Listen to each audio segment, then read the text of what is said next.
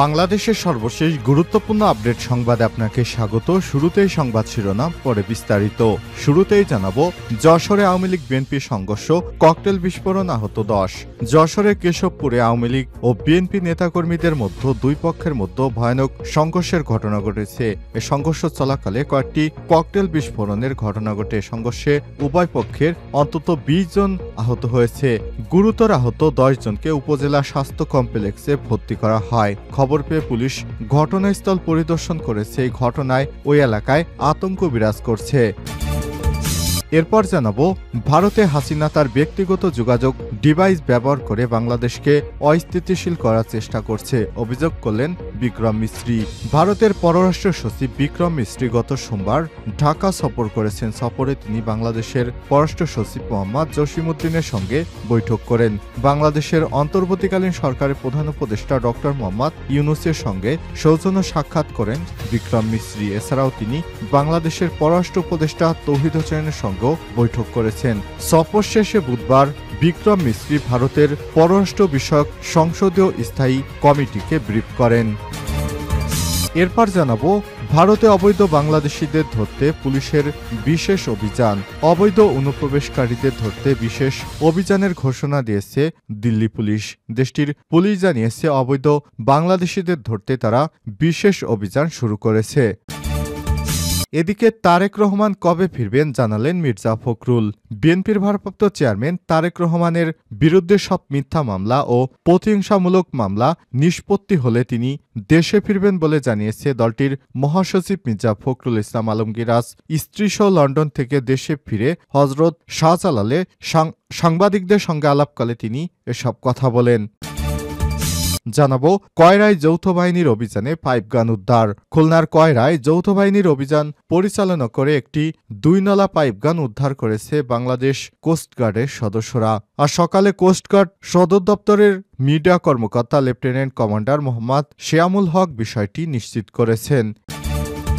এবং সর্বশেষ জানাবো, ট্রাম্প ক্ষমতা গ্রহণের আগেই পদত্যাগ করলেন এফবিআই প্রধান। প্রেসিডেন্ট নির্বাচন হলে কেন্দ্রীয় গোয়েন্দা সংস্থা ফেডারেল ব্যুরো অব ইনভেস্টিগেশন এফবিআইয়ের পরিচালক ক্রিস্টোফার রেকে বরখাস্ত করার ইঙ্গিতটা আগেই দিয়েছিলেন ডোনাল্ড ট্রাম্প। তাই ট্রাম্প নির্বাচিত হওয়ার পর ক্ষমতায় বসা পর্যন্ত আর অপেক্ষা করেননি এফবিআই প্রধান। প্রেসিডেন্ট হিসেবে ডোনাল্ড ট্রাম্প ক্ষমতা গ্রহণের আগেই পদত্যাগের ঘোষণা দিয়েছেন এফবিআই পরিচালক। খবর বিবিসি অনলাইনের। প্রিয় দর্শক, এতক্ষণ শুনছিলেন সংবাদ শিরোনাম, এবারে বিস্তারিত।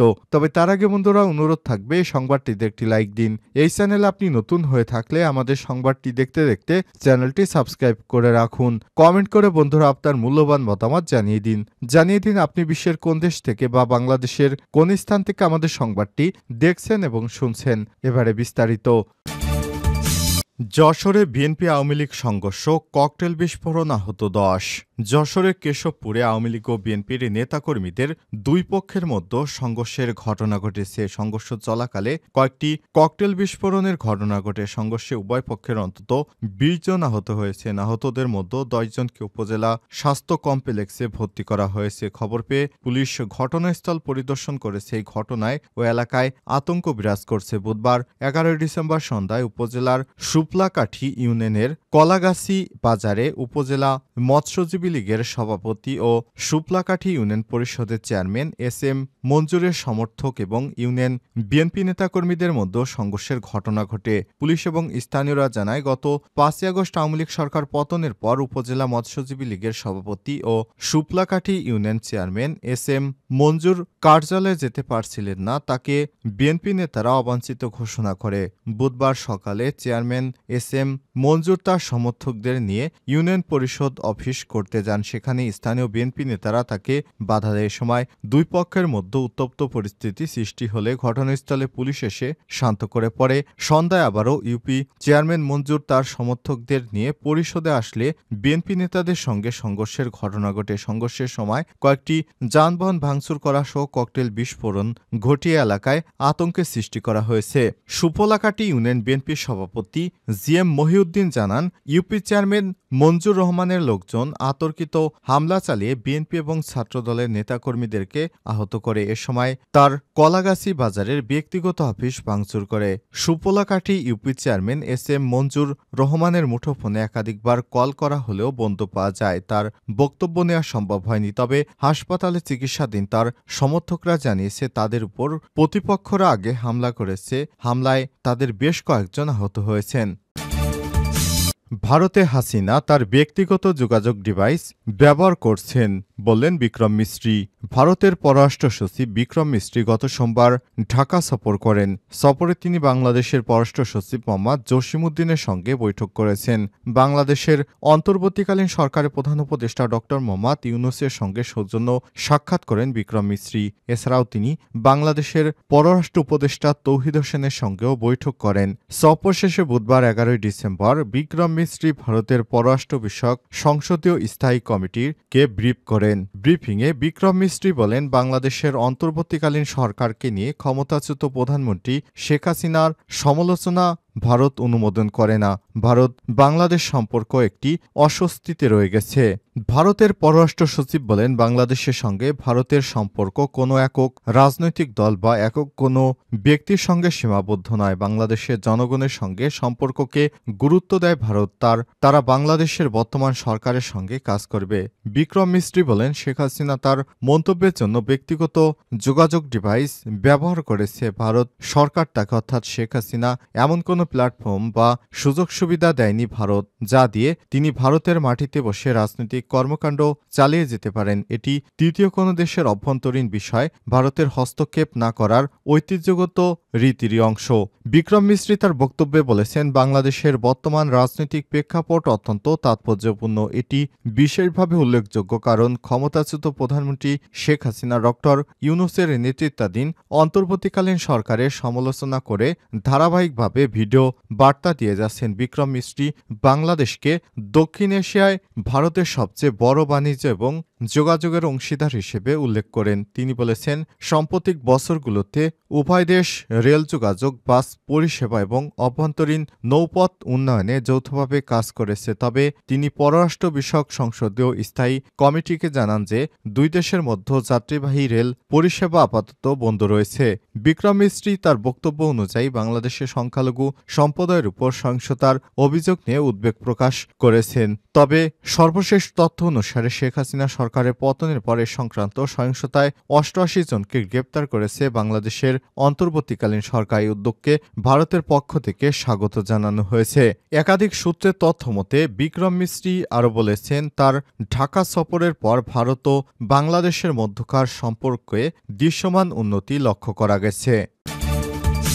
ভারতে অবৈধ বাংলাদেশিদের ধরতে পুলিশের বিশেষ অভিযান। অবৈধ অনুপ্রবেশকারীদের ধরতে বিশেষ অভিযান ঘোষণা দিয়েছে ভারত। দেশটির পুলিশ জানিয়েছে, অবৈধ বাংলাদেশিদের ধরতে বিশেষ অভিযান শুরু করেছে তারা। বুধবার 11 ডিসেম্বর বার্তা সংস্থা ANI এর এক প্রতিবেদনে সব তথ্য জানানো হয়েছে। প্রতিবেদনে বলা হয়েছে, দিল্লির কালিন্দি কুঞ্জ এলাকায় অবৈধ বাংলাদেশিদের বিরুদ্ধে অভিযান পরিচালনা করছে ভারতীয় পুলিশ। এ সময় সেখানকার বাসিন্দাদের কাগজপত্র যাচাই বাছাই করছে তারা।